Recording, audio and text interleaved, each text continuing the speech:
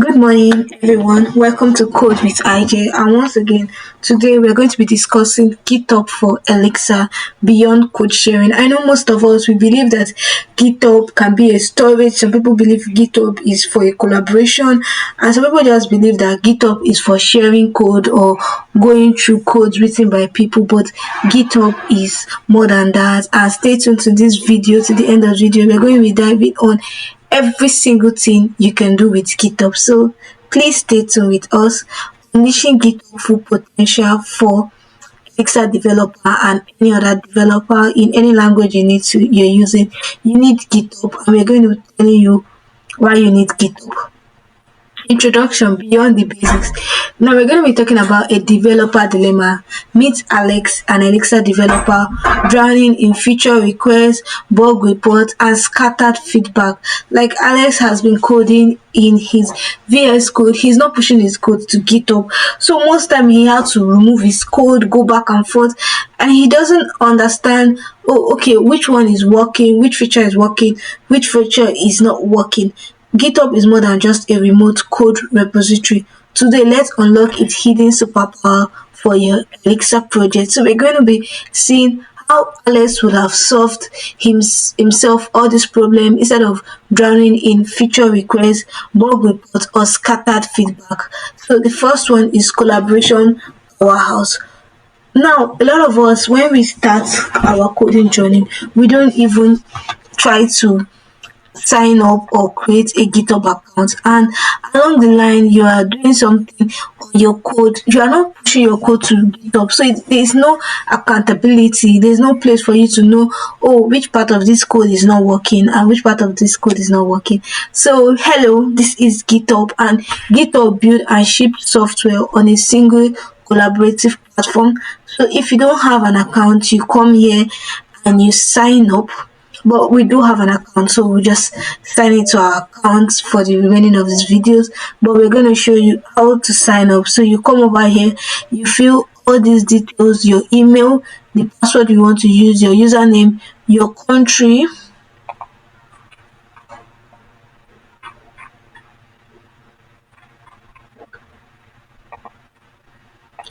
so your country and everything you want to do. Then you're going to sign up to GitHub. So you see, we're supposed to fill all these details, but since we already have an account, we're going to go to sign in, and when we sign in, it's like this. And so we have put our details and we're signing it to GitHub. So we're talking about Alex right now.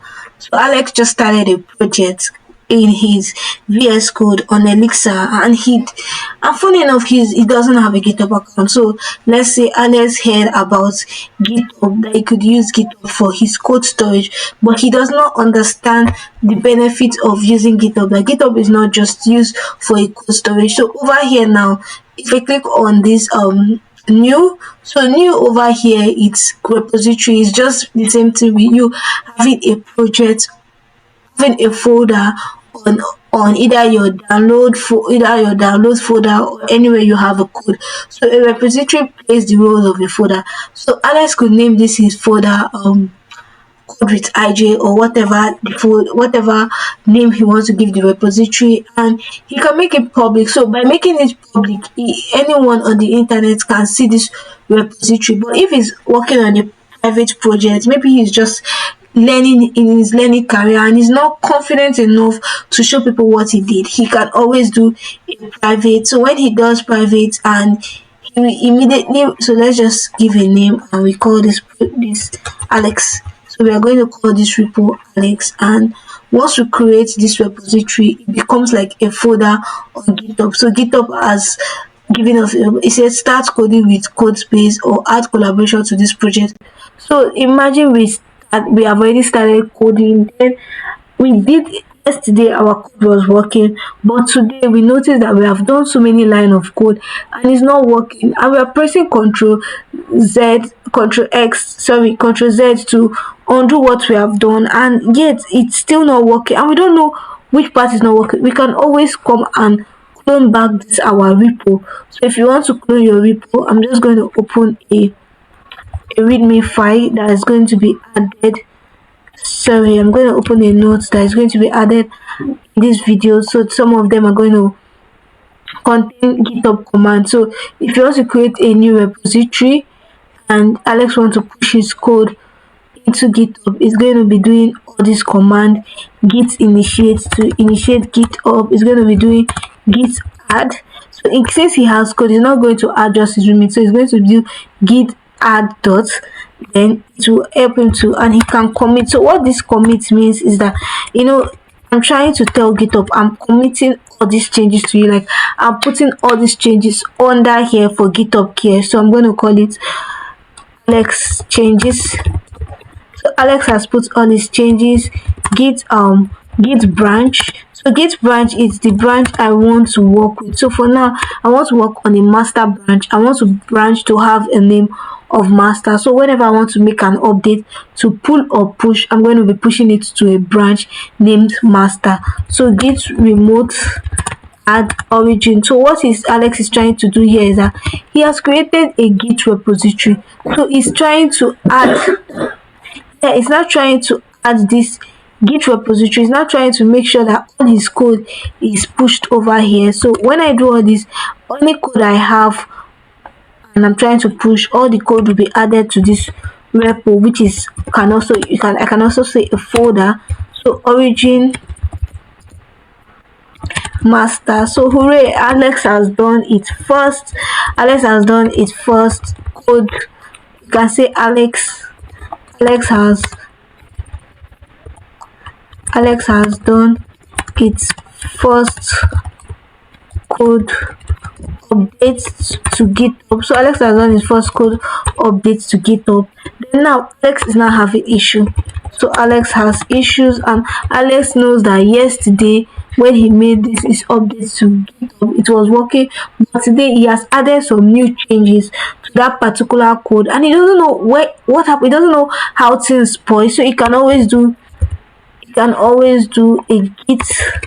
He can do a git stash. So when he does a git stash, he's stashing. That means like comment of all my code in local. So when he does a git stash like this, all these changes will be removed. But let's just imagine that Alex does not want to remove these changes. He's so specific that he doesn't want to remove this change. He can copy the changes to a file.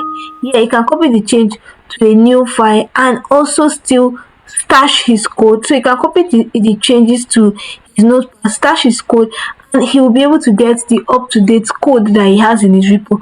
But what if Alex has pushed that money? What if Alex has put that money? We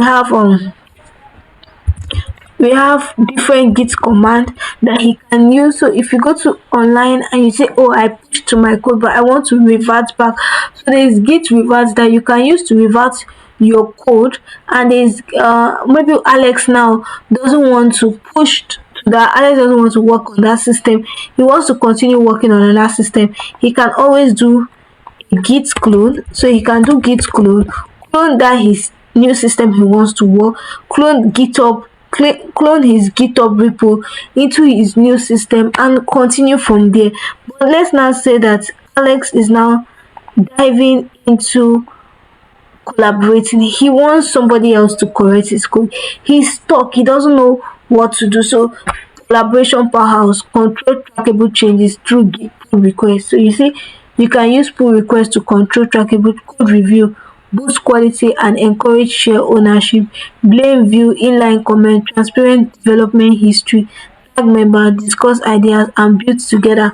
So Alex can make Joma his collaborator. So by making Ijoma his collaborator, he's always going to see her changes, track the changes she have done. He can always review IJ's work, and IJ can also review his work, blame review. Both of them can put inline comment for them to understand what is going on. So it's a collaboration powerhouse. Second one, real-time collaboration in action, improving a Phoenix app together. So Alex opened a PR to refactor the controller. That he realized Alex realized what was spoiled, so he opened a new PR to refactor the collaborator. Bob or Ijoma reviewed the PR, add suggestion. So Bob now has reviewed that PR that Alex added and said, "Oh Alex, you didn't write this code. This code format is not well. Please format your code. It's not aligned properly." Alex at that time will close that PR and work on his code and make another PR. So once it's done, Alex can be like, it's only drummer that can merge his PL. He should not have access to merge that PL. So code is merged after a CI passes. So what is a CI and CD? So there are pipelines that GitHub that you can set up for GitHub to check the kind of changes and the kind of direction your change should go. Don't worry, in upcoming video we are going to be diving deep into CI and CD so that you understand what's going on. So GitHub becomes your virtual Elixir team room. So GitHub has now become where Alex and Ijoma share code review each other work, collaborate and make an effective project. Second one, project manager to GitHub. I told you now, Alex code is now on GitHub. Therefore, he can track bugs, he can feature requests, he can do enhancement, set goals. He can set goals and timeline for his team. He can use a Kanban style task tracking. He can characterize and prioritize and visualize what he's doing. So everything is visualized, searchable and transparent. So the project management on GitHub allow him to manage its application without needing to go to Tiger or needing a third party. So there's a collaboration, a back and forth between Alex, and IJ or Bob, which is another of its team member. Example, managing an Elixir API project. So we're going to be talking about an example of why we're talking about it being a project management on GitHub. So first of all, practical use case: create a project board, an Elixir API roadmap, add tags, add authentication, improve rates, assign contributors, track progress. Like becomes the single source of truth. So you can do all these things on GitHub, and it allows you to now it now becomes the single source of truth where you can see, oh, I think I didn't do this thing well, or I should have done this well. So now Alex has opened a PR with various issues. He can check here for his issues. He can check here for his pull request to know when IJ is great. You can always do a project over here and make some configuration so that it become GitHub see it as a project. So we're not going to let's use one of our repository we have created to explain thoroughly of what Alex is going through. So we are going to use Elixir. Yeah, so Elixir now, this is a repository where at least thousands of developers are contributing to the growth of Elixir. So you see, I had to fork this library I had to fork this GitHub repository in order to work on it. So if you come here, this is a very good example of project management. So there are PR here. If there's any open PR, it will be able to show here. If there's actions that need to be taken, the action that needs to be taken is going to show there. So I'll be able to understand and track the progress of this code. So the person who created the repo would get an email anytime anybody's trying to make one or two modifications to what he did in his GitHub repository. So GitHub, you can say GitHub is a safe way of doing a project management, and it's a safe way for you to track your changes, to to see are you progressing as a developer, or are you going that. In fact, a lot of developers still goes extra step of using GitHub to measure their growth rate in coding. What do I mean by they measure their growth rate? So imagine I have put 50 projects and I always comment, I always make a PR every single day. So I'm able to say, oh, as a developer, I've gone using this so statistics that GitHub has given me. So it's not just a code collaboration, it's not a code sharing, it is actually more than that.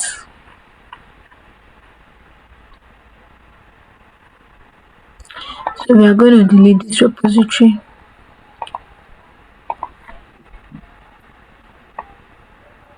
So it's secure. It's even telling us to type something before he can go ahead to delete it.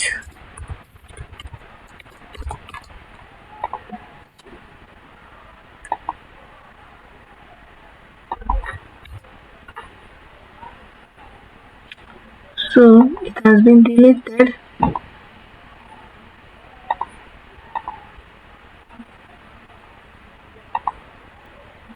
Unlocking the Elixir community beyond your code. Discover open source Elixir library. So on GitHub, you can discover open source Elixir library to help enhance your learning skills. Contribute through forks, pull requests, and discussion. You know that code I told you. I said I contributed to the project through forks. You can contribute through pull requests and also through discussion. Follow your favorite Elixir project if it's Phoenix, if it's Ecto, to see the new growth that is going on. Join conversation in issue, discussion and wiki. GitHub connect you with mentor, peers and idea. So whenever people are going to hire you as a developer, they want to see your GitHub. Why do they want to see your GitHub? They want to see your journey, they want to see your length of your journey, they want to measure your progress. Are you a developer that is committed to growth and development, or are you just a developer that is just okay with where you are? So GitHub helps them to see all these statistics and measure it and do their decision. So benefit of getting involved. Why contribute? When you That's one of the key features that GitHub does, is open for contribution. So when you contribute, what do? You learn from well written or real world Elixir code. So when I was contributing into that Elixir code, I was able to understand how other developers write Elixir, their code format and everything. So it helps you to know the standard structure being accepted, because you see millions of people following that structure. So it builds your profile and visibility in the community. When you always talk and always solve people problem in the community, you become a very very high rank member. That's if the community have member flow, or you be somebody that is well known for the good work you are doing for the community and for the language. So collaborate with the best in the Elixir ecosystem, get help, give it back faster. So always collaborate, always learn to let people criticize your project and get involved with your project, because that's the funny truth, that's the only way you are going to learn. So beyond the basics, learn from well written real world Elixir code, build your profile and visibility in the community, collaborate with the best in the Elixir ecosystem, get started and give it back. So this is a So in conclusion now, sorry, there was an error there. So in conclusion, all we are telling you is that as an Elixir developer, you have to thrive. You have to thrive in order to become well equipped in what you are doing. You have to put a lot of effort in what you are doing. You have to be stand still in what you are doing. Progress needs to be your watchword. Growth needs to be your watchword. You need to open a GitHub account, start posting your progress there, start putting your code out there, start asking people to contribute to it. Start today. Today is not late, so you can start today to refactor your learning career or your learning journey and see some steps you were taking that you have missed. So thank you for staying tuned. This is Code with IJ. Please subscribe, like and share this video. Let every other person you know able to benefit from watching this channel. Thank you so much. I'll see you in the next